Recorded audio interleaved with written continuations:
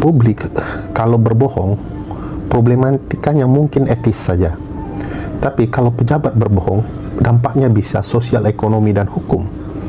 Bayangkan kalau pejabat berbohong soal kebijakan ekonomi, itu dampaknya ke seluruh publik merasakan dampak ekonominya.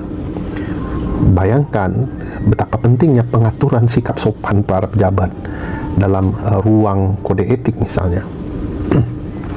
Jadi persoalan publik tidak santun itu bukan hal yang penting dalam teori filsafat relasi negara dan masyarakat, karena masyarakat yang berbohong bisa saja karena mereka bukan tidak taat etika, tapi terpaksa gitu ya.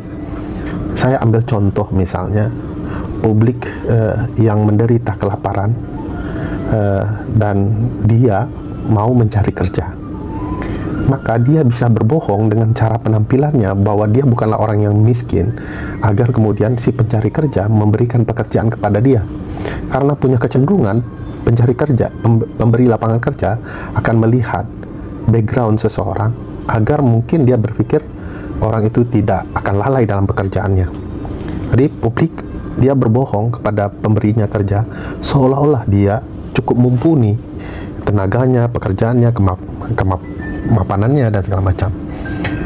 Tapi kalau pejabat publik berbohong, ya, itu dampaknya akan luar biasa luas, akan kemana-mana. Apalagi ada pejabat berbohong soal hukum, ya, itu akan luar biasa dampaknya bagi keadilan. Jadi problematika yang wajib santun adalah pejabat negara, bukan publik gitu ya. Pejabat negara memastikan agar seluruh tingkah lakunya, seluruh pembicaraannya tidak akan berdampak bagi orang lain. Jadi kalau ada orang yang membela mati-matian bahwa Presiden Joko Widodo tidak pernah berbohong, bagi saya ada problematika etik yang perlu ditelaah, gitu ya. Jadi permintaan Pak Luhut agar publik santun, harusnya Pak Luhut sampaikan kepada para pejabat, termasuk diri Pak Luhut sendiri, agar lebih santun, ya. Karena kau yang gelap, ya, pergi saja kau, dan segala macamnya ucapan-ucapan beliau belakangan menurut saya jauh dari apa yang beliau harapkan kepada publik, bahwa seharusnya Pak Luhut sendirilah yang bersikap santun, begitu ya. Jadi aneh juga kalau publik selalu ditekan. Saya agak ingat lagu Iwan Fals ya. Lagu Iwan Fals bilang, urus saja moralmu, urus saja akhlakmu, ya. Bukan kemudian pejabat sibuk mengurus moral publiknya, padahal mereka sendiri jauh dari moralitas itu. Dan bagi saya tidak elok kemudian pejabat di tengah kondisi ekonomi saat ini, di tengah kerumitan berbagai hal, bicara soal etika publik untuk bersikap santun. Karena sikap-sikap santun kepada penguasa itu mengingatkan kita ke konsep lese majeste dalam sistem kerajaan, ya.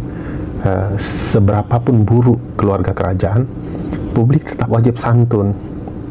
Ini negara republik, bukannya kita tidak mendorong publik tidak bersikap santun. Santun itu harusnya menjadi tradisi kita. Tapi bagaimana pejabat dalam melihat sikap publik juga harus peka, begitu. Ya, halo teman-teman, kembali lagi dengan saya di channel ini, channel NES 2045 yang membahas seputar politik, pendidikan, hingga budaya. Ya, penyampaian dari Bung Ferry Amsari, pejabat publik jangan berbohong, gitu ya. Karena kalau berbohong banyak rakyat yang dirugikan. Ya, kita bisa salah persepsi, bisa kita salah menafsirkan, dan juga kita bahkan bisa berasumsi, lu ini berbohong lu. Kenyataannya bukan begitu. Jadi kalau sesuatu sudah berbohong, ya artinya bisa dikasuskan juga sih kalau pejabat publik berbohong gitu kan. Karena jatuhnya nanti bakal ke penyebaran berita bohong, ya. Bisa saja tuh ya teman-teman ya. Tetapi saya tidak terlalu jauh lah ke sana ya. Ini masalah perihal kalau kita melihat apa yang disampaikan oleh Bung Ferry gitu ya, Bung Ferry Amsari, pakar hukum tata negara sekaligus juga pengamat politik yang juga sangat mengkritisi ya kebijakan-kebijakan pemerintah yang mungkin menurut beliau kurang tepat gitu ya. Tapi terkait hal itu saya coba melihat berbagai penilaian masyarakat kita, masyarakat Indonesia maksud saya. Misalnya dari Marjuki ya. Jokowi Gibran berbohong. Mana mobil SMK, mana uang 11 triliun dan sebagainya di eranya itu. Nah, seperti mobil SMK itu sekarang juga lagi digugat ya. Pembohongan dan bohong lagi, rakyat dibohongi lagi. Nah, ini dia nih, komentarnya hanya 2 gitu ya. Oh ini.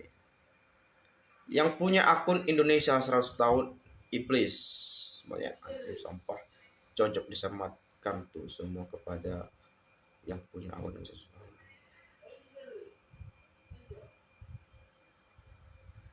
Apa sih komentar ini? Astaga, kacau balap komentar teman-teman ya. Oke lah teman-teman, memang kalau kita melihat bahwa banyaknya memang tanda tanya dalam artian kalau saya melihat gitu ya, masalah berbagai kasus, berbagai isu ya, apalagi akhir-akhir ini masalah ijazah palsu misalnya, eh, padahal memang kalau kita secara logika saja gitu ya, ijazah palsu Pak Jokowi yang digugat sekarang ini, padahal beliau kan sudah pernah jadi wali kota berapa tahun gitu ya, jadi gubernur berapa tahun, jadi presiden berapa tahun. Artinya pada saat pendaftaran administrasi ya pasti ya itu menunjukkan ijazah ya, harusnya seperti itu. Dan saya rasa pun seperti itu ya. Kalau setiap daftar mendaftar ini gitu ya, apalagi sekelas wali kota, gubernur, ya, kepala daerah, ya, dan presiden bahkan. Tapi kenapa banyak orang yang mengatakan ijazah Pak Joko itu palsu gitu ya? Agak nggak habis pikir juga sebetulnya. Tapi memang kalau logikanya juga misalnya, kalau banyak mengatakan ijazah aja palsu misalnya, ya wong Pak Jokowi kan bisa tuh, oh ini jasa saya, tunjukin yang aslinya, tunjukin skripsinya kalau ada misalnya. Tapi kan kalau kita lihat bahwa ya mungkin ijazahnya itu udah kemana gitu ya, karena kan sudah berapa puluh tahun lulus wisuda, katanya di bidang kehutanan ya kalau nggak salah ya jurusannya, kalau nggak salah ya, kalau saya salah silahkan dikoreksi. Lalu kemudian masalah mobil SMK, memang sejak wali kota, sejak gubernur juga, sebagai presiden juga, Pak Jokowi kerap mempromosikan masalah mobil SMK. Yang juga pernah kalau nggak salah itu menjadi mobil dinas Pak Jokowi kalau nggak salah waktu jadi wali kota Solo kalau nggak salah ya. Tapi sampai sekarang katanya ya macam-macam ya, sekarang udah digugat gitu ya. Ada yang menggugat yang mungkin merasa ditipu, merasa dibohongi. Berarti bohong juga kalau gitu ya. Jatuhnya sih bohong. Sama lah seperti yang katakan oleh Bung Ferry Amsari tadi ya. Lalu kemudian misalnya ucapan-ucapan yang pernah disampaikan misalnya eh, anak saya nggak ada yang apa namanya yang ke politik gitu ya, tahu-taunya langsung jadi wali kota, langsung jadi ketum partai. Katanya dulu anak saya belum layak, Gibran belum cocok jadi wapres, masih perlu banyak belajar, usianya belum cukup juga. Tahu-taunya MK bahkan bisa merubah batas usia itu minimal ya, minimalnya bisa diubah aturannya. Ya, karena problemnya jadi gimana teman-teman ya kalau kita melihat bangsa sebesar ini gitu ya, yang dibahas itu aja dari tahun ke tahun, dari tahun ke tahun, itu aja, itu aja. Rakyat pun sebetulnya bosan gitu ya, kayak gimana gitu ya, kayak semacam lah kok gini banget gitu ya, itu aja nanti pembahasannya, itu aja, itu aja ya. Tapi memang di Indonesia agak lain juga kalau saya melihat ya, satu kasus belum kelar muncul kasus yang kedua, kasus yang kedua belum kelar muncul yang ketiga, belum kelar yang ketiga, 4, 5, 6, 7, 8, 9, 10 dan seterusnya, udah muncul lagi kasus 11, kasus 1000 dan lain-lain. Banyak sekali kasus Indonesia ini ya, dipenuhi dengan kasus ya, luar biasa ya Indonesia ini ya. Ya mungkin teman-teman kalau punya pendapat lain bolehlah nanti silakan sampaikan komentar Anda ya. Saya juga agak sedikit itu saja sih yang dapat saya sampaikan ya. Gak habis pikir juga kalau misalnya ada seorang pejabat yang bohong gitu ya, itu harus bisa ditindaklanjuti juga tuh. Jangan sampai membuat kegaduhan di tengah-tengah masyarakat Indonesia. Itu saja sekali lagi teman-teman, kita akan bertemu di video selanjutnya. Salam inspirasi, salam NKRI, harga mati.